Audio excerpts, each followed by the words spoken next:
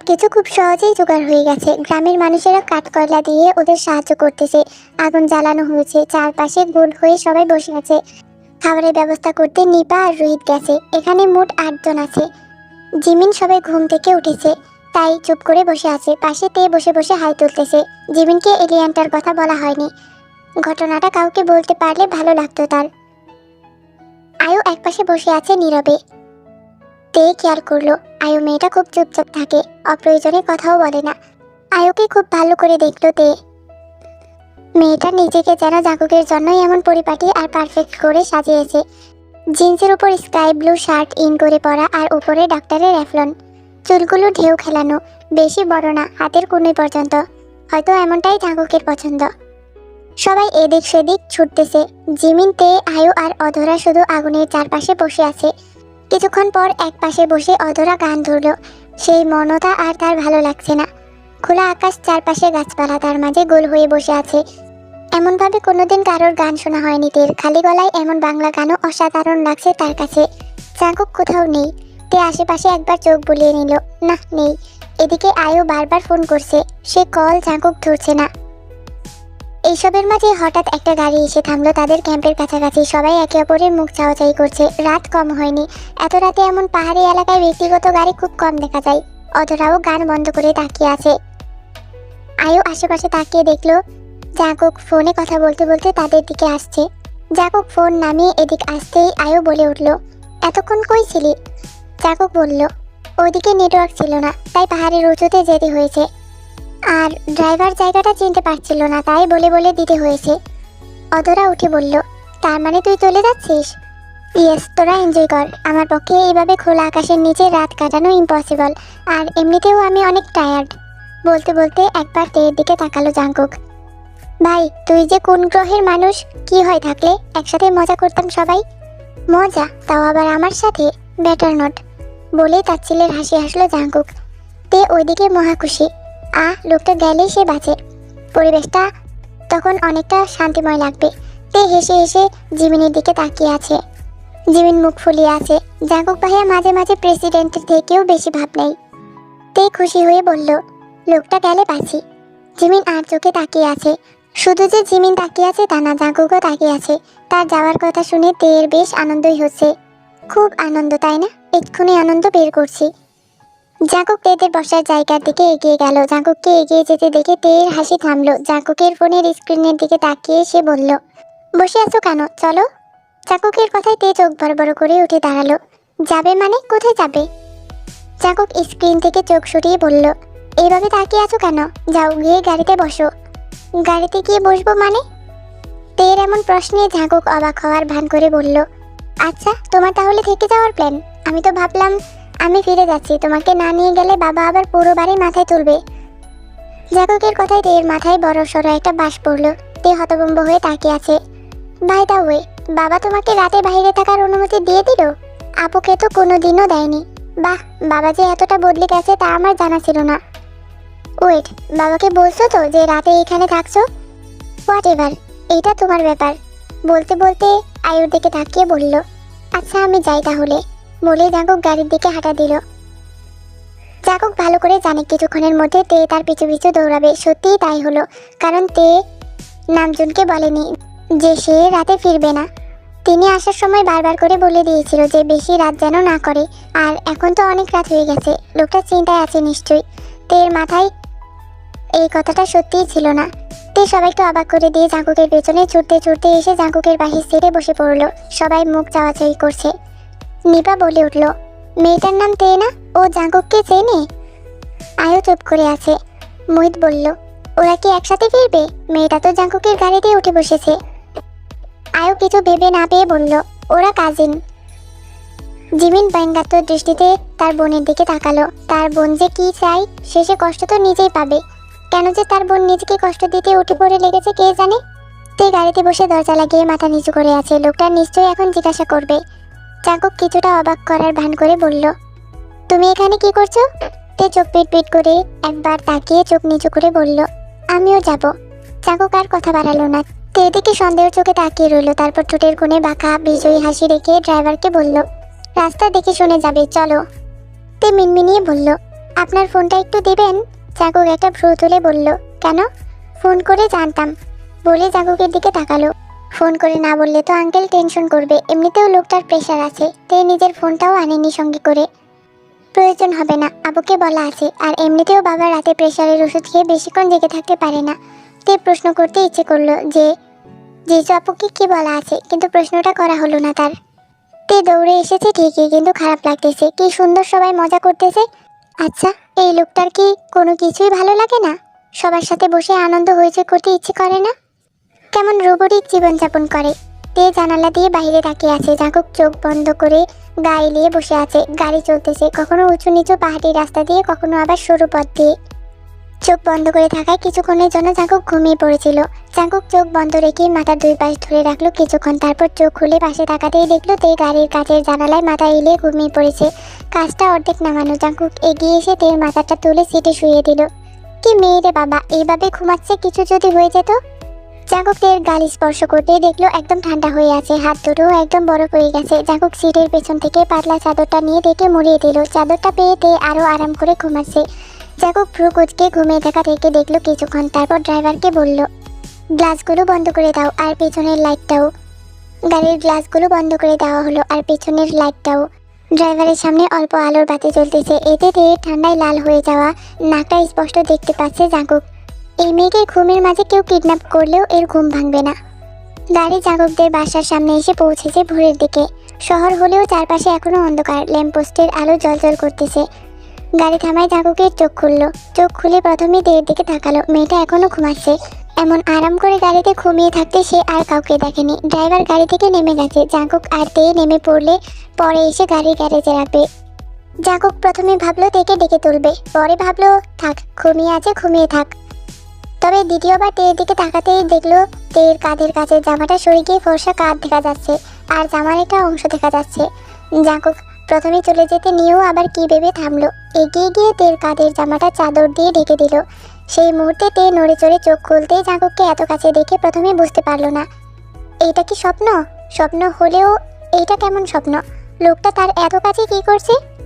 কয়েক সেকেন্ডে তে বুঝতে বাকি রইল না যে এইটা স্বপ্ন নয়, জাঙ্কুক তার একদম কাছে। তে টান মেরে জাঙ্কুকের হাত থেকে চাদরটা নিয়ে নিজেকে মুড়িয়ে কড়া গলায় বলল, কি করছেন আপনি?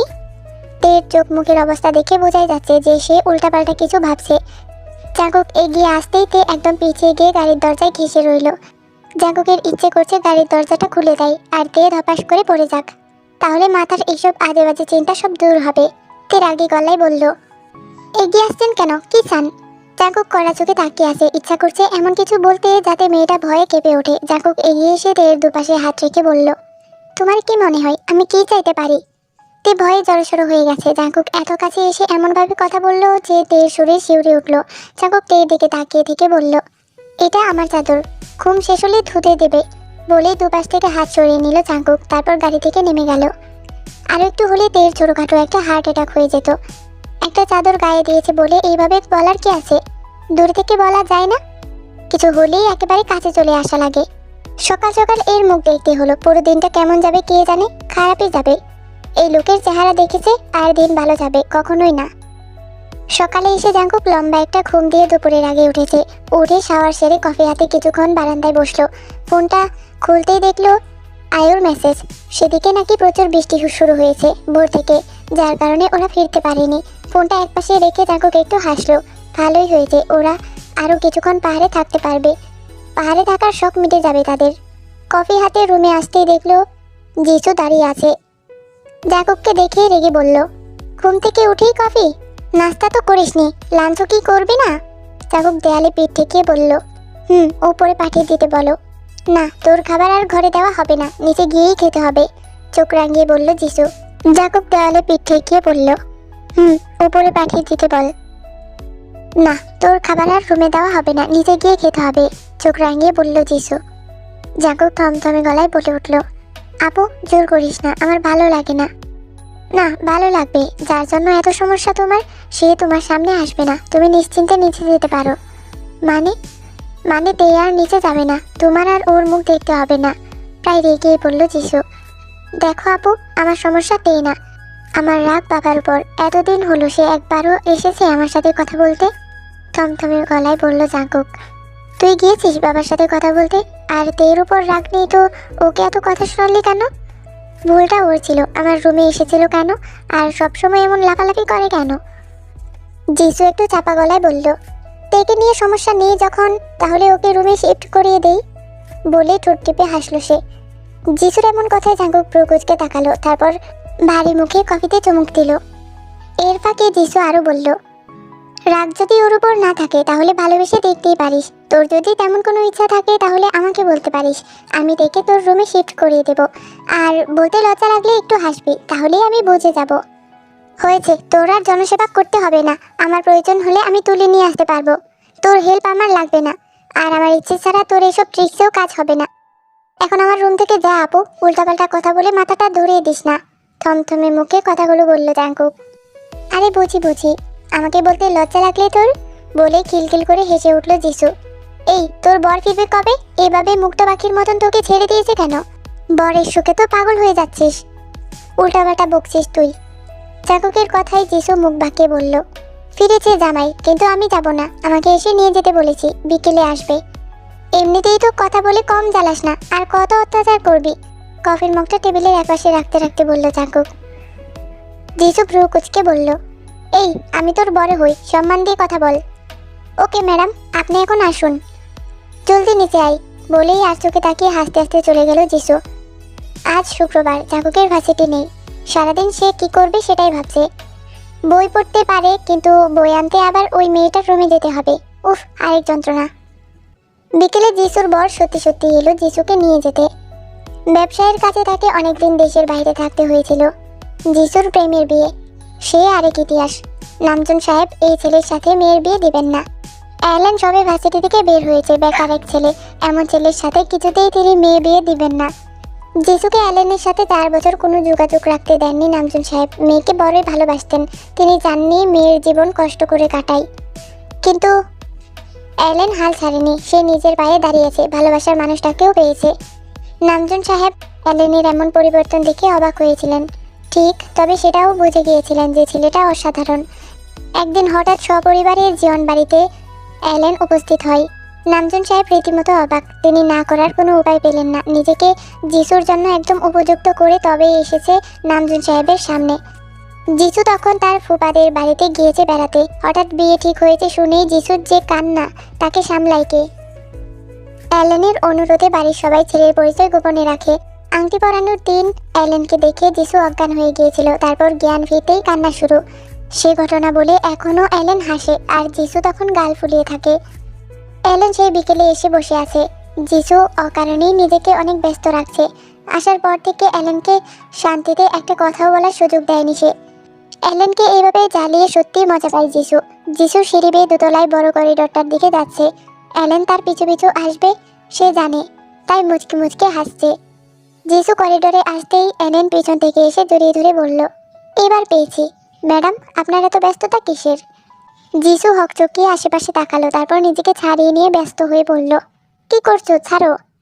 অ্যালেন কানের কাছে ফিসফিস করে বলল, এটা আমাকে ইগনোর করার শাস্তি, ছাড়বো না, বলেই আলতো করে জিসুর গালে চুমু খেলো। জিসুর লজ্জায় লাল হয়ে চুপ করে রইল। অ্যালেন এমন কিছু করবে সে ভাবেনি। এতদিন পর অ্যালেনকে কাছে পেয়ে তার ভাল লাগছে। তে ছাদ থেকে নামছিল, সিঁড়িটা করিডোরের সাথেই। নামার সময় জিসু আর অ্যালেনকে দেখে সে লুকিয়ে পড়ল। এই সময় নিচে নামলে ওরা হয়তো ডিস্টার্ব হবে। তে রেলিংয়ের মাঝখান দিয়ে মাথা বের করে তাকিয়ে রইল, সুযোগ পেলে নেমে যাবে। এদের দুজনকে একসাথে সত্যিই মানায়। কিছু কাপল থাকে না, দেখলেই মনে হয় মেড ফর ইচ আদার, এরাও তেমন। কিন্তু হঠাৎ অ্যালেনের এমন কাণ্ড দেখে তে হকচকিয়ে গেল। আপনা আপনি তার মুখে হাসি চলে আসলো। কি কিউট অ্যালেন দুলাভাই, রোমান্টিকও বটে। জাঙ্কুক দোতলায় উঠছিল, তেকে এমন করে মাথা বের করে রাখতে দেখে আস্তে আস্তে উপরে উঠে একদম তের সামনে এসে দাঁড়ালো। তে তখন নিচের ঠোঁট কামড়ে হাসছিল। হঠাৎ আচমকা জাঙ্কুককে দেখে আটকে উঠল সে। জাঙ্কুক একদম তের মুখের সামনে এসে দাঁড়িয়েছে, ভয়ে জোরে চিৎকার দিতে যাবে, বুঝতে পেরে তখনই জাঙ্কুক হাত দিয়ে তের মুখ চেপে ধরে চিৎকার থামালো। তারপর ভ্রুকুচকে বলল, বাদর উপাধিকে এতটাই সিরিয়াসলি নিয়েছো যে একদম বাদরের সব গুণে নিজেকে গুণান্বিত করে নিচ্ছ? তের প্রচণ্ড রাগ হচ্ছে, ইচ্ছে তো করছে জাঙ্কুকের হাতে একটা কামড় বসিয়ে দেয়। কামড়টা কি দেওয়া যায়? কি হবে দিলে? জোরে একটা কামড় বসিয়ে দৌড় দিয়ে নিজের রুমে গিয়ে দরজা আটকে ফেলা যাবে। তে তে আর চোখে নিজের রুমের দরজার দিকে তাকালো। বেশি দূরে না, কাছেই আছে। একটা কামড় তো লোকটাকে দেওয়াই যায়। বাদর দেখেছো, বাদরের কামড় খাওনি চান্দু। আজ বুঝাবো কত ধানে কত চাল। যা বাবা তাই কাজ। তে চোখ বন্ধ করে সজোরে জাঙ্কুকের হাতে কামড় বসিয়ে দিল। জাঙ্কুক চোয়াল শক্ত করে ব্যথা সহ্য করল। তে ভেবেছিল চোখ খুললে দেখবে জাঙ্কুক ব্যথায় কাতরাচ্ছে, কিন্তু খুলে তাকিয়ে দেখলো জাঙ্কুক শক্ত চোখে তার দিকে তাকিয়ে আছে। আরে ওনার কি ব্যথাও লাগে না? কি মুশকিল। তে ভয়ার্ত দৃষ্টিতে একবার জাঙ্কুকের দিকে তাকালো। বাপরে, তাকিয়ে আছে কিভাবে? আজকে শেষ। আজ আর রক্ষে নেই রে তে। তবুও নিজেকে বাঁচানোর শেষ চেষ্টা করতে রেলিংয়ের থেকে মাথা বের করে দৌড় দিতে যাবে, জাঙ্কুক হাত ধরে টেনে নিজের কাছে নিয়ে আসলো। আচমকা এমন টানে তে ছিটকে এসে জাঙ্কুকের বুকে পড়লো। কিছুক্ষণের জন্য যেন নিঃশ্বাস বন্ধ হয়ে এলো তের। সেকেন্ড কয়েক পরেই তে লাফিয়ে জাঙ্কুকের বুক থেকে মাথা তুললো। হার্টবিট যেন লাফাচ্ছে। তে আর চোখে জাঙ্কুকের দিকে তাকালো। জাঙ্কুক শক্ত চোখে তাকিয়ে আছে। সে চাহনিতে তের ভয়ে হাত পা ঠান্ডা হয়ে আসছে। জাঙ্কুক কিছু বলতে যাচ্ছিল, এমন সময় খেয়াল করলো জিসু আর অ্যালেন এদিকেই আসছে। জাঙ্কুক থেকে টানতে টানতে ছাদের সিঁড়ির দিকে নিয়ে গিয়ে দেয়ালের সাথে দাঁড় করালো। তে চুপ করে আছে, কারণ কিছুক্ষণের মধ্যেই তার উপর দিয়ে যে ভয়াবহ ঝড় আসতে চলেছে তার জন্য নিজেকে প্রস্তুত করছে। তে পিছতে পিছতে একদম দেয়ালের সাথে ঘেঁষে দাঁড়িয়ে রইল। দেয়ালটা আরো একটু পিছে থাকতে পারলো না। তে অভিযোগ নিয়ে একবার আর চোখে তাকালো দেয়ালের দিকে। কি হলো, পিছাচ্ছ কেন? কিছু না করার আগেই এত ভয় পাচ্ছ? বলতে বলতে শার্টের হাতা ভাঁজ করছে জাঙ্কুক। জাঙ্কুকের দিকে তাকিয়ে তের চোখ কপালে উঠে গেল। শার্টের হাতা ভাঁজ করছে কেন লোকটা? লোকটা তাকে মারবে? যদি ঢিসুম করে নাকে একটা ঘুষি মারে, নাকি তুলে আছাড় দেবে? দিতেও পারে। ভয়ে তের ইচ্ছা করছে দেয়ালটা কেটে দেয়ালের ভিতরে ঢুকে যায়। জাঙ্কুক এগিয়ে আস্তে আস্তে বলল, খুব সাহস তো তোমার। তা এখন থেকে মুখ দিয়ে একটা কথাও বের হচ্ছে না কেন? কেমন সাহস দেখাও, কথা বলো, স্পিক আপ। শেষের কথাটা কড়া গলায় বলতেই তে কেঁপে উঠল। জাঙ্কুক এগুতে এগুতে একদম কাছে চলে এসেছে। দেয়ালের দুপাশে হাত রেখে ঝুঁকে আসতেই তে চোখ বড় বড় করে তাকালো। জাঙ্কুক নিজের হাতের দিকে তাকালো। একদম দাগ বসিয়ে দিয়েছে, লাল হয়ে গেছে সেই অংশ। জাঙ্কুক দাঁতে দাঁত চেপে বলল, অ্যাকচুয়ালি আমি তোমাকে বাদর বলে ভুল করেছি। তোমাকে বিড়াল বলা উচিত ছিল, জঙ্গলি বিড়াল। জাঙ্কুকের এমন কথাই তে রেগে তাকালো। তের দাঁতে দাঁত চেপে বলল, দেখুন, আমাকে আপনি এসব বলবেন না। আমি মোটেও জঙ্গলি বিড়াল না। বিড়াল তোমাকে বলবো না তো কাকে বলবো? বিড়াল হওয়ার সব কোয়ালিটি তো তোমার মধ্যে আছে, খালি গালের দুপাশের দুটো দাড়ি নেই, বিড়ালের যেমন থাকে। চাকুকের এই কথায় তে চটে গেল। রেগে গিয়ে বলল, দেখুন, একদম উল্টোপাল্টা কথা বলবেন না। আমি বিড়াল হলে আপনি কি হনুমান কোথাকার? শেষের কথাটা মুখ ফসকে বেরিয়ে আসলো তের। বলেই সঙ্গে সঙ্গে মুখ চেপে ধরলো সে। আজ আর রক্ষে নেই, এই লোকটা থেকে তুলে আছাড়ি মারবে ছাদ থেকে। এইকেই বলে নিজের পায়ে নিজে কুড়াল মারা। আজ তুই শেষ তে। জাঙ্কুকের রাগ যেন আকাশ ছুঁয়েছে। জাঙ্কুক ধমকে সুরে বলল, কি বললে তুমি? সে ধমকে তে ভয়ে চুপসে গেল। সেই মুহূর্তে দায়ন খালা পানির জগ হাতে জাঙ্কুকের রুমে যাচ্ছিল। জাঙ্কুক এদিক ওদিক তাকিয়ে নিজের রাগ কমাচ্ছিল। দায়ন খালাকে দেখে ওনার হাত থেকে পানির জগটা নিয়ে এসে সবটা পানি তের মাথায় ঢেলে দিতেই তে ভিজে একাকার হয়ে গেল। দায়ন খালা হঠাৎ এমন কিছু দেখে হকচকিয়ে উঠলেন। জাঙ্কুক জগটা খালাকে দিয়ে বলল, তুমি এখন যাও। দায়ন খালা হতবাক হয়ে নিচে নামলেন। তে ভেজা অবস্থায় নিজের দু বাহু ধরে প্রচণ্ড রাগ নিয়ে অন্যদিকে তাকিয়ে আছে। জাঙ্কুক তের কানের কাছে মুখ এনে ফিসফিসিয়ে বলল, এইবার একদম পারফেক্ট বিড়াল লাগছে, যাকে বলে ভেজা বিড়াল। বলেই তের দিকে তাকালো। রাগে তের গা জ্বলে যাচ্ছে। দাঁতে দাঁত পিষে সে রাগ সহ্য করছে। জাঙ্কুক তের দুপাশ থেকে হাত সরিয়ে দাঁড়ালো, তারপর বলল, আমাকে রাগিয়ে দিলে তার ফল তোমার জন্যই খারাপ হবে। বেটার আমার থেকে দূরে থাকো। বলে জাঙ্কুক চলে গেল। তে রাগে চোখে জাঙ্কুকের চলে যাওয়া দেখলো, তারপর মনে মনে বলল, এই হনুমানটাকে যদি আমি পানিতে ফেলে নাকানি চুকানি না খাইয়েছি, তাহলে আমার নামও তে না, আমিও কম যাই না। সোফায় বসে বসে স্পোর্টস চ্যানেলে ফুটবল খেলা দেখছে। শান্ত ভঙ্গিতে সে টিভির দিকে তাকিয়ে আছে। খেলা দেখার সময়ও তার মধ্যে কোনো উত্তেজনা নেই, খালি প্রতিপক্ষ দল গোল করলে সে ভ্রু কুঁচকে ফেলছে। অ্যালেন জাঙ্কুকের একপাশে এসে বসলো। অ্যালেনকে দেখে জাঙ্কুক বলল, কেমন আছেন? ভালো থাকি কিভাবে, না জানিয়ে তো বিয়ে করে ফেললে। একটা মাত্র দুলাভাই, জানাবার প্রয়োজনও বোধ করলে না? আফসোস করে বলল অ্যালেন। সেই মুহূর্তে নামজন পাশের আরও একটা সোফায় এসে বসলো। জাঙ্কুক তাকে শুনিয়ে শুনিয়ে বলল, নিজের বিয়ের খবর নিজেই জানলাম না, আপনাকে কি করে জানাতাম? ছেলের কথায় নামজন গায়ে না মেখে বললেন, তোমার বাবা মাকে রাজি করিয়ে ঢাকায় এনে রাখলেই তো পারো। দেশে একা একা বয়স হয়েছে এখন, এইভাবে একা থাকা ঠিক না। সে অনেক চেষ্টা করেছে, ওনারা আসতে চান না। বাবা হাট বাজার ঘুরে বেড়ায়, মা গ্রামের মহিলাদের সাথে গল্প করে, এতেই ওনারা খুশি। শহরের বন্দি জীবন তাদের ভালো লাগে না। তবে এবার আমি যাবো ভাবছি, জিজুকে নিয়ে কিছুদিন থেকে আসবো। হাসি মুখে বলল অ্যালেন। বলে জাঙ্কুকের দিকে তাকালো, তারপর বলল, তুমিও চলো আমাদের সাথে। খুলনা শহরটা অনেক সুন্দর, ভালো লাগবে তোমার। জাঙ্কুক হালকা হাসার চেষ্টা করলো। এর মাঝে অ্যালেনের চোখ পড়লো জাঙ্কুকের হাতের ব্যান্ডেজের দিকে, তারপর বলল, এই কি, তোমার হাতে কি হয়েছে? বাদর। বলে জাঙ্কুক থামলো। তেকে সিঁড়ি বেয়ে নিচে নামতে দেখে বলল, বাদর না, বিড়াল, জঙ্গলি বিড়াল কামড়েছে। কি বলছো? ঢাকা শহরে জঙ্গলি বিড়াল? অবাক হয়ে প্রশ্ন করলো অ্যালেন। পাহাড়ি এলাকায় ঘুরিয়ে এনেছি তো, তাই জঙ্গলি হয়ে ফিরেছে। বলতে বলতে তের দিকে তাকালো জাঙ্কুক। পাশ দিয়েই যাচ্ছিল সে। শেষের কথাটা কানে আসতেই রাগী চোখে জাঙ্কুকের দিকে তাকালো। অ্যালেন হতবাক হয়ে জিজ্ঞাসা করলো, কি বলছো? কার বিড়াল? এই যে পাশেরই, আপনি চিনবেন না। বলতে বলতে উঠে পড়লো জাঙ্কুক।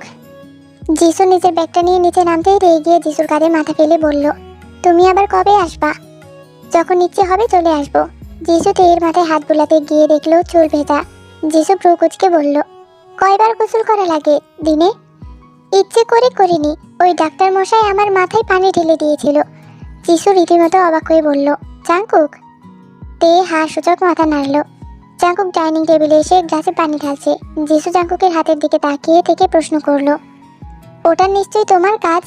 তে এদিক ওদিক তাকিয়ে সূচক মাথা নাড়ালো। সি, নিজের বরকে কেউ এভাবে কামড়ায়, তাও আবার হাতে? নেক্সট টাইম থেকে গলায় কামড় দেবে, তখন কোনো সমস্যা হবে না। তখন কেউ জিজ্ঞাসা করবে না কে কামড়েছে। এখন মা যদি জানে তুমি তার ছেলের হাতে এই দশা করেছো, তাহলে তো হয়েছে, 1 ঘন্টার একটা লেকচার শোনাবে।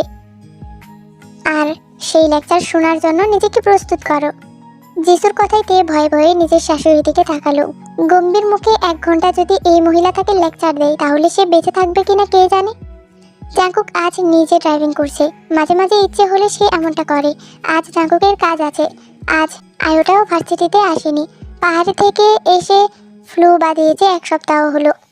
খুব শখ হয়েছিল না পাহাড় দেখবে? শখ মিটেছে আশা করি।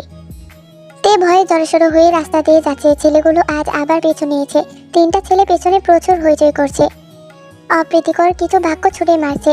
তে ঝড়ের বেগে হাঁটছে। দুপুরের এই সময়টায় রাস্তার মানুষজন কম থাকে, তাই এরা এত সাহস পায়। তে ঠিক করেছে, সামনের লোকজন বেশি দেখলে তাদের ডেকে এনে এদের গণপিটনি খাবে, তবে ছাড়বে। তে যাচ্ছিল, হঠাৎ বাড়ির গাড়িটা দেখতে পেল। গাড়িটা তের চেনা। তাহলে কি ড্রাইভার কাকু আছে ভেতরে? থাকলে তো ভালো, এনাকে দিয়ে আজ এদের সাহায্য করা যাবে। এমন বিশাল গাড়ি দেখে ছেলেগুলো একপাশে চুপটি করে গল্প করার ভান করে দাঁড়িয়ে আছে। তে দৌড়ে এসে গাড়ির সামনে দাঁড়িয়ে পড়লো। জাঙ্কুক সজোরে ব্রেক কষলো। এই মেয়ে কি পাগল? এভাবে চলন্ত গাড়ির সামনে এসে দাঁড়িয়েছে। তে গাড়ির জানালার সামনে এসে কাছে নক করতে জাঙ্কুক গ্লাসটা নিচে নামালো। জাঙ্কুক ড্রাইভ করছে। তে ভ্রু কুঁচকে তাকিয়ে রইল। এই লোকটা ড্রাইভিং সিটে কি করছে? জাঙ্কুক চোখের চশমাটা ঠিক করে বলল, কোনো সেন্স নেই তোমার? রাস্তাঘাটে এমন লাফালাফি করছো কেন? আর ড্রাইভার কোথায়? তোমাকে নিতে আসেনি? তে সব প্রশ্ন অগ্রাহ্য করে বলল, আপনি মারপিট করতে পারেন? একসাথে 3 জনকে পেটাতে হবে, পারবেন? 3 ভার্সেস 1। জাঙ্কুক বিস্ময় নিয়ে তাকিয়ে বলল, মানে বোঝেন নাই? রাম ধুলাই দিতে জানেন? কয়েকটাকে রাম ধুলাই দিতে হবে। বলেই কটমটিয়ে ছেলেগুলোর দিকে তাকালো। জাঙ্কুক গাড়ির ইঞ্জিন স্টপ করে দরজা খুলে বেরিয়ে এলো। তারপর তে সামনে এসে দাঁড়িয়ে বলল, কি বলতে চাও স্পষ্ট করে বলো। আর কত স্পষ্ট করে বলবো? ডাক্তারি ভাষায় বলতে হবে নাকি যে এমনভাবে মারবেন যেন উল্লিখিত সকল স্থানে এতটি সেলাইয়ের প্রয়োজন হয়? সার্বিক কোনো ক্ষতি আমি চাই না, সামান্য কিছু ভয় দেখালেই চলবে। বলেই ছেলেগুলোর দিকে হাত দিয়ে ইশারা করতেই ছেলেগুলো দৌড়ে পালিয়ে গেল। জাঙ্কুক তাকাতেই দেখলো 3টা ছেলে দৌড়ে পালাচ্ছে। জাঙ্কুক তে দেখে ভ্রু কুঁচকে তাকিয়ে বলল, আমাকে লাগবে কেন? তুমি নিজে কি কম নাকি? কাছে আসলেই একটা কামড় বসিয়ে দিবে। তুমি তো কম এক্সপার্ট না এসবে। তের নিজেকেই চর মারতে ইচ্ছা করছে। এই লোকের কাছে সাহায্য চাওয়া ভুল হয়েছে। তে রেগে গিয়ে বলল, ভুল হয়ে গেছে, মাফ করে দিন। বলেই তে হাঁটা শুরু করতেই জাঙ্কুক শক্ত করে তের ব্যাগটা ধরে থামিয়ে বলল, গাড়িতে বসো। তে আর চোখে তাকিয়ে বলল, কেন? আমি বসতে বলেছি তাই। আমি আপনার কথা শুনবো কেন? কথার পিঠে কথা বলল তে। জাঙ্কুক রেগে গিয়ে তের ব্যাগ ধরে টেনে এনে গাড়ির দরজা খুলে গাড়িতে বসিয়ে সিট বেল্ট পরিয়ে দিতে দিতে বলল, বড্ড বেশি কথা বলা শিখেছো তুমি। আমি আপনার সাথে যাব না। বলে শেষ না করতেই জাঙ্কুক ধমকে সুরে বলল, চুপচাপ বসে থাকো। সেই ধমকের উপর কথা বলার সাহস নেই তের। তে গাল ফুলিয়ে বসে আছে। জাঙ্কুক একটা বিশাল শোরুমের সামনে গাড়ি থামালো। তেকে গাড়িতে লক করে সে বেরিয়ে এসে নিজের কাজটা সেরে নিল। জাঙ্কুক ফিরে এসে গাড়ির দরজা খুলতেই হাই ভলিউমে মিউজিক তার কানে ভেসে এলো। জাঙ্কুক শক্ত চোখে তের দিকে তাকিয়ে আছে। তে চোখ বন্ধ করে মনের আনন্দে মিউজিকের সাথে সাথে দুলছে। জাঙ্কুক ড্রাইভিং সিটে বসার সাথে সাথে মিউজিকটা অফ করে দিল। মিউজিক বন্ধ হতেই তে বুঝতে বাকি রইল না যে অনুমানটা চলে এসেছে। তে চোখ খুলে বিরক্ত নিয়ে জাঙ্কুকের দিকে তাকালো। এই তো আস্তে নাচতে শুরু করে দিয়েছে। জাঙ্কুক গাড়ি স্টার্ট দিল। কিছু দূর যেতেই বিশাল ট্রাফিক জ্যামে আটকা পড়লো তারা। অনেকক্ষণ হয়ে গেল, তবুও জ্যাম ছাড়ার নাম নেই। জাঙ্কুক সিটে হেলান দিয়ে চোখ বন্ধ করে আছে। গাড়ির জানালায় একটি মেয়ে হাত দিয়ে আওয়াজ করতেই জাঙ্কুক চোখ খুলে তাকালো। জাঙ্কুক জানালা খুলে দেখলো একটা ছোট মেয়ে গোলাপ বিক্রি করছে। হাতে 5টা গোলাপের একটা ছোট্ট গুচ্ছ। গোলাপ কিনবে কিনা জানতেই গাড়ির জানলায় নক করেছে সে। জাঙ্কুকের মায়া হলো। এই কড়া রোদে ছোট্ট মেয়েটা ফুল হাতে ঘুরছে। মেয়েটা একগাল হাসি দিয়ে বলল, ভাইয়া আপুর জন্য ফুল নেবেন? শেষ গুচ্ছ বলেই তের দিকে ইশারা করলো মেয়েটা। জাঙ্কুক তের দিকে তাকালো। তে ঘুমিয়ে পড়েছে ঘাড় কাত করে। জাঙ্কুক পিচ্ছি মেয়েটার দিকে 500 টাকার নোট বের করে দিয়ে বলল, ফুল লাগবে না, এটা রাখো, আর রোদে রোদে ঘুরবে না। মেয়েটা টাকাটা নিয়ে বলল, তাইলে ফুলগুলো কি করুম, এগুলা নষ্ট হইয়া যাইব। বলেই জানালা দিয়ে গোলাপের গুচ্ছটা দিয়ে বলল, রাইখা দেন, আপু খুশি হইব। বলেই মেয়েটা নাচতে নাচতে চলে গেল। জাঙ্কুক কোমল দৃষ্টিতে ফুলের দিকে তাকালো। তারপর আস্তে করে তের কোলে গোলাপ গুচ্ছটা রেখে দিল। তার 5-10 মিনিট পরেই জ্যাম ছাড়লো। গাড়ি স্টার্ট দিতেই তের ঘুম ভেঙে গেল। আস্তে আস্তে চোখ খুলে তাকাতেই তার মনে পড়লো সে এখন গাড়িতে আছে। মাথা ঠিক করে বসতেই কুলের কাছে গোলাপ দেখে সত্যিই সে খুশি হয়ে গেল। তে অবাক হয়ে বলল, গোলাপগুলো কোথা থেকে এলো? বলে জাঙ্কুকের দিকে তাকালো। জাঙ্কুক দৃষ্টি সামনে স্থির রেখে অন্যদিকে তাকাচ্ছে না। তে আবার বলল, এগুলো কি আপনি কিনেছেন? জাঙ্কুক দৃষ্টি সামনে রেখে বলল, না, একটা বাচ্চা মেয়ে দিয়ে গেছে। তে ফুলগুলো হাতে নিয়ে অবাক হয়ে বলল, এমনি এমনি দিয়ে গেল? আপনি বাচ্চাটাকে চেনেন? আপনার কেউ হয়? জাঙ্কুক গম্ভীর গলায় বলল, রাখতে ইচ্ছা না করলে ফেলে দাও, এত প্রশ্ন করছো কেন? দেখছো না ড্রাইভ করছি? তে মুখ বাঁকালো। মানুষ তো না, যেন গরম তেলের কড়াই। একটা পানির বিন্দু পড়তেই একেবারে তেলে বেগুনে জ্বলে ওঠে। তে সারা রাস্তা আর কোনো কথা বলল না। ফুলগুলো পেয়েই সে খুশি। বাড়িতে ফিরেতে আরো খুশি হয়ে গেল। ছোট মামা এসেছে। তে খুশিতে আত্মহারা। বাড়িতে এসে ছোটে মামাকে জড়িয়ে ধরলো। তের মামা সকালে এসেছেন। তেকে কিছুদিন নিজের কাছে রাখতে চান। যদিও তিনি তে আর জাঙ্কুক দুজনকেই সঙ্গে করে নিয়ে যেতে এসেছেন, কিন্তু নামজন জাঙ্কুকের যাওয়ার ব্যাপারে না করে বলেছেন, জাঙ্কুক যেতে পারবে না, তুমি বরং তেকে কিছুদিন নিজের কাছে নিয়ে গিয়ে রাখো। জাঙ্কুকের অনেক ব্যস্ততা। কারণ নামজন সাহেবের ধারণা জাঙ্কুক গেলে অবশ্যই সে কোনো সমস্যা করবে। এতে তের মামার চিন্তা বাড়বে। লোকটাকে চিন্তা ফেলতে চান না তিনি। জাঙ্কুক বাড়িতে এসে একটু চমকালো। তের মামার সাথে এটা তার দ্বিতীয় সাক্ষাৎ। প্রথমবারে সে ঠিক করে কথাও বলতে পারেনি লোকটার সাথে, তাই এবার নিজে থেকেই এগিয়ে গিয়ে কথা বলল। এতে তের মামার মনে যে ক্ষীণ ভয় ছিল তা দূর হলো। বিয়ের পর তিনি জাঙ্কুকের এমনভাবে চলে আসাটা মানতে পারেননি, কিন্তু জাঙ্কুকের কথাবার্তা তার আগের চেয়ে অনেক বেশি ভালো লাগছে। কথাবার্তা শেষ। জাঙ্কুক নিজের রুমে এসে ফ্রেশ হয়ে বের হতে গিয়ে দেখলো তে ব্যাগ নিয়ে নিজের রুম থেকে বের হচ্ছে। আজ রাতে ট্রেনেই সে ময়মনসিংহ যাবে। তের সাইড ব্যাগে বিকালে সেই একগুচ্ছ গোলাপ বের হয়ে আছে। জাঙ্কুক তোয়ালে দিয়ে মুখ মুছতে মুছতে বের হয়ে এলো। হঠাৎ ব্যাগ নিয়ে কোথায় যাচ্ছে মেয়েটা? তে বাড়ি ফিরে যেন মামির এক নতুন রূপ দেখলো। মামি তাকে দেখেই জড়িয়ে ধরলো। মামি মুখে কড়া কথা বললেও মনটা তার নরম, সেটা আজ বুঝলো সে। মামি তাকে কখনো এভাবে জড়িয়ে ধরবে তে কল্পনায় ভাবতে পারেনি। ফ্রেশ হয়ে খাওয়া দাওয়ার পর মামি দেখে টেনে অন্য রুমে নিয়ে আসলো। তারপর বলল, দেখ, সত্যি করে আমাকে বলবে তোর বরটা কেমন, মারধর করে তোকে? তে চোখ বড় বড় করে তাকালো। মামি আরো বলল, আমি যতই খারাপ হই না কেন, হুট করে তোর এমন বিয়েতে আমি রাজি হইনি। বিয়ে তো আর ছেলে খেলা না। যে ছেলে বিয়ে করেই উদাও, সে আর কত ভালো হবে। মারধর করলে আমাকে বল, আমি থানায় যাব, তোর মামাকে নিয়ে যাব সঙ্গে, তুই একদম ভয় পাবি না। তে বিস্ময়ের সীমা রইল না। আসলেই যারা মুখে কঠিন তাদের মনটা সবসময় নরম থাকে। মহিলাটা সত্যিই তার জন্য চিন্তা করে। তে হাসি মুখে বলল, না না, এরকম কিছুই না, উনি তো অনেক ভালো, এত ভালোবাসে যে ওনার প্রশংসায় আমি বাক্য খুঁজে পাচ্ছি না। তে মনে মনে বলল, আসলে তো বদের হাঁটি একটা। তেকে দেখে সবচেয়ে বেশি খুশি হয়েছে ইয়ানা। ইয়ানা ক্লাস 9-এ পড়ে। তেকে সে চোখে হারায়। রাতে ইয়ানা তের সাথেই ঘুমাবে বলে বালিশ নিয়ে তের রুমে চলে এসেছে। দুজনে পাশাপাশি শুয়ে আছে। ইয়ানা আগ্রহ নিয়ে বলল, আপু, তোর বরটা কি রোমান্টিক? তে ভ্রু কুঁচকে তাকালো। ওই বেটা রোমান্টিক কিনা আমি কিভাবে জানবো? যবে থেকে এসেছি সবাই খালি বর করছে, আমাকে নিয়ে তাদের কোনো মাথা ব্যথা নেই, বর করে মাথা খাচ্ছে। তে হালকা লজ্জা পাওয়ার চেষ্টা করে বলল, অনেক। সঙ্গে সঙ্গে অন্যদিকে তাকিয়ে মুখ পাকালো। ইয়ানা থেকে টানতে টানতে বলল, আপু কিছু গল্প শোনা না। আচ্ছা, তোর ব্যাগের ওই গোলাপগুলো কি জিজু দিয়েছে? তে হাসুচোখ মাথা নাড়ালো, তারপর চোখ খুলে টেবিলের গোলাপগুলোর দিকে একবার তাকালো। হালকা নীল আলোয় গোলাপের অবয়ব দেখা যাচ্ছে। ইয়ানা ফিসফিসিয়ে বলল, আচ্ছা আপু, তোদের ফার্স্ট কিস কবে হয়েছে? কিস করলে কেমন লাগে? ইয়ানার প্রশ্ন শুনে তে সঙ্গে সঙ্গে নিজের কানে হাত দিয়ে কান বন্ধ করলো। মুহূর্তে হার্টবিট বেড়ে দ্বিগুণ হয়ে গেল তার। তে ধমক দিয়ে বলল, এই তুই চুপ কর, এমন করিস কেন, বল না।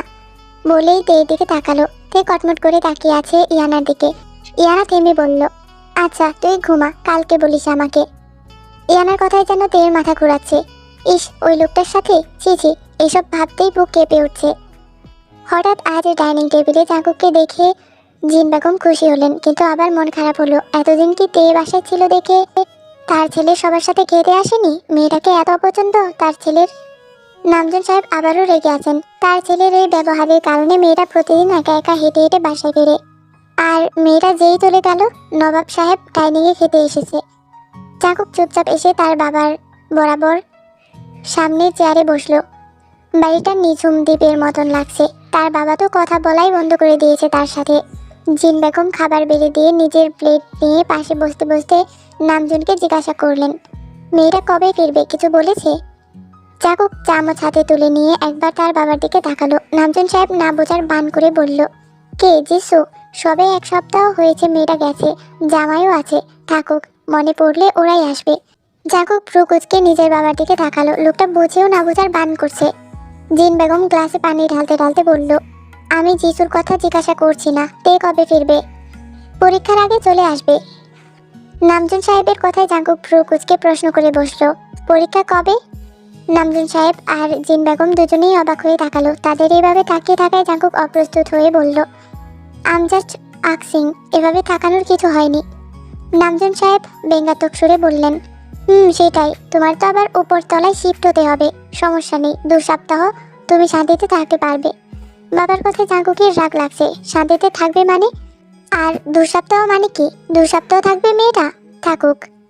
জিন বেগম কঠিন গলায় বললেন, তুমি তো একবারও আমার সাথে কথা বললে না, এতদিন থাকার অনুমতি দিয়ে দিয়েছো কেন? ভালো করিনি, তোমাদের মা ছেলে তো সুবিধাই হয়েছে, কয়েকদিন আরামে থাকবে, তাই মানা করিনি। নামজন সাহেবের কথায় জিন বেগম রেগে বলল, তুমি সামনের সোমবারে গিয়ে ওকে নিয়ে আসবে। সামনে যেহেতু পরীক্ষা, পড়াশোনা করা লাগবে, এতদিন মামার বাড়ি থাকতে হবে না। জাঙ্কুক খাবার মুখে দিতে দিতে নিজের বাবার দিকে তাকালো। তিনি শান্ত গলায় বলল, আমার কাজ আছে, তোমাদের এত প্রয়োজন হলে তোমরা গিয়ে নিয়ে এসো। জাঙ্কুক কিছুক্ষণ স্থির দৃষ্টিতে নিজের বাবার দিকে তাকিয়ে থেকে খাবার শেষ না করেই উঠে পড়ল। জিন বেগম চিন্তিত গলায় বললেন, কি ব্যাপার, খাওয়া ছেড়ে উঠলি কেন? আমার হয়ে গেছে বলে নিজের রুমে চলে গেল। জাঙ্কুকের কেন জানি প্রচণ্ড বিরক্ত লাগছে। জাঙ্কুক রুমে এসে বিছানায় গায়ে এলিয়ে দিয়ে শুয়ে মাথার নিচে 2 হাত রাখলো। হঠাৎ সব কিছুতেই তার কেমন যেন বিরক্ত লাগছে, কারণ জাঙ্কুক সে খুঁজে পাচ্ছে না। মেয়েটা চলে গেছে, এই কয়েকদিন মেয়েটাকে দেখতে হবে না। আরও খুশি হওয়ার কথা জাঙ্কুকের। তার সব কিছুতে বিরক্ত হওয়ার কারণ কি এই মেয়েটা? হোয়াট ননসেন্স, সে এইসব কী চিন্তা করছে? মেয়েটা গিয়েছে ভালো হয়েছে। তে ডানা ঝাপটানো পাখির মতন ঘুরে বেড়াচ্ছে। মাঝে মাঝে ফোনে জিমিনের সাথে কথা হচ্ছে। জিমিন সবচেয়ে কাছের বন্ধু এখন তে নেই বলে সে কলেজেও যাচ্ছে না। আজ তে শাড়ি পরেছে, শাড়ি পরতে সে একদমই পারে না। ইয়ানা তাকে পরিয়ে দিয়েছে নীল রঙের একটা শাড়ি। হঠাৎ শাড়ি পরার পেছনে একটা কারণ আছে। আজ মামা তাদের বই উৎসবে নিয়ে যাবে। তাদের মহল্লায় এটা প্রায়ই হয়। সেই উপলক্ষে তে আর ইয়ানা শাড়ি পরেছে। বিলের ধারে ফাঁকা মাঠে এক সারিতে সবাই বই নিয়ে বসে, আর বিলের চারপাশ অসম্ভব সুন্দর করে সাজানো হয়। বই না কিনলেও সেই সুন্দর দৃশ্য দেখতে রাতে সবাই ভিড় জমায়। তেদের ফিরে আস্তে আস্তে প্রায় রাত হলো। তের অনেক মজা লাগছে, মামিও বকাবকি করে না। আর ঢাকা না ফিরে গেলেও ভালো হতো। ওই বাজে লোকটার ধমক খাওয়া লাগতো না। যদিও আঙ্কেল, জিসু আর জিমিনের জন্য খারাপ লাগবে, আর শাশুড়িটার জন্য খারাপ লাগবে, খালি হনুমানটার জন্য লাগবে না। বাড়ি ফেরার পথে প্রচুর বৃষ্টি শুরু হলো। গেটের সামনে এসে দেখলো বাড়ির মেইন দরজাটা খোলা, আর সারা বাড়ি অন্ধকার। দেখে প্রথমে সবাই একটু ঘাবড়ে গেল। ঘরে এসে মামি মামি বলে ডাকতে রান্নাঘর থেকে তিনি আওয়াজ দিয়ে ইয়ানাকে ডাকলেন। এই দে, ইয়ানাকে রান্নাঘরে আসতে বল। ওইদিকে ইয়ানা অনেকটা ভিজে গেছে, সে মুখ কালো করে বলল, শাড়িটা বদলে আসি মা। রান্নাঘর থেকে আবার আওয়াজ এলো, না এক্ষুনি আয়, আর দেখে নিজের রুমে যেতে বল। তে আর ইয়ানা একে অপরের মুখ চাওয়াচাই করছে। ইয়ানাকে রান্নাঘরে কেন রাখছে আর দেখে রুমে বা যেতে কেন বলছে, এর মাঝেই ইয়ানার ডাক আবারও পড়ল, কিরে এত সময় লাগে কেন আসতে? উড়োজাহাজে উঠেছিস নাকি? ইয়ানা দৌড়ে রান্নাঘরে গেল। এক্ষুনি না গেলে মহিলাটা বেলুন খুন্তি হাতের কাছে যা পাবে তাই দিয়ে উত্তম মাধ্যম লাগাবে। তে আর কিছু না ভেবে তড়িঘড়ি করে নিজের রুমে এলো, কারণ তে কেন জানি মনে হচ্ছে শাড়িটা এক্ষুনি খুলে যাবে। রুমে এসে সে দরজা বন্ধ করে দিল। ঘরে দুটো মোমবাতি জ্বালানো আছে। তে শাড়ির আঁচলটা কাঠ থেকে সরিয়ে নিচে ফেলে পিছনে ঘুরতেই দেখলো জাঙ্কুক ভ্রু কুচকে বুকের কাছে দুই হাত ভাঁজ করে দাঁড়িয়ে আছে। তে হকচকিয়ে উঠল। মারাত্মক ভয় পেয়েছে সে। চিৎকার করতে ইচ্ছে করছে, কিন্তু গলা দিয়ে আর এক বিন্দু আওয়াজও বের হচ্ছে না। তে দু পা পিছিয়ে এসে দু কাঁধে হাত দিয়ে নিজেকে ঢেকে ফেললো। তে স্তম্ভিত হয়ে দাঁড়িয়ে আছে। হার্টবিট অস্বাভাবিকভাবে বেড়ে আছে তার। জাঙ্কুক কি করে তার ঘরে আসবে? তাহলে সামনে কে? নাকি সে ভুল দেখছে, কিংবা হ্যালুসিনেট হচ্ছে? তো হে আর্মি পাখিগণ, আজকের জন্য এতটুকুই থাক। গল্পটা সেই লেভেলের জায়গা পাইছে, আমাগো কুকি মহাশয় চলে আসছে তার বধূকে নেওয়ার জন্য। আচ্ছা যাই হোক, পরবর্তী পর্ব দেখার লাগি তোমরা এক্সাইটেড থাকো। আমি তাহলে যাই আজকা, ইনশাল্লাহ আবার পরবর্তী পর্ব দেখা হইব। আর আপনাদের অনেক বেশি ঝড় বৃষ্টি তুফান বান তুফান সব, নেট নাই জানি না আজকে ভিডিওটা দিতারুম নাকি। যদি না দিতারি তাহলে কাল্লা দেখবা, সমস্যা কি? আচ্ছা তাহলে টাটা, আল্লাহ হাফিজ, বাই বাই। সারাঙ্গেও তোমাদের প্রতি আমার কোনো ইন্টারেস্ট নেই।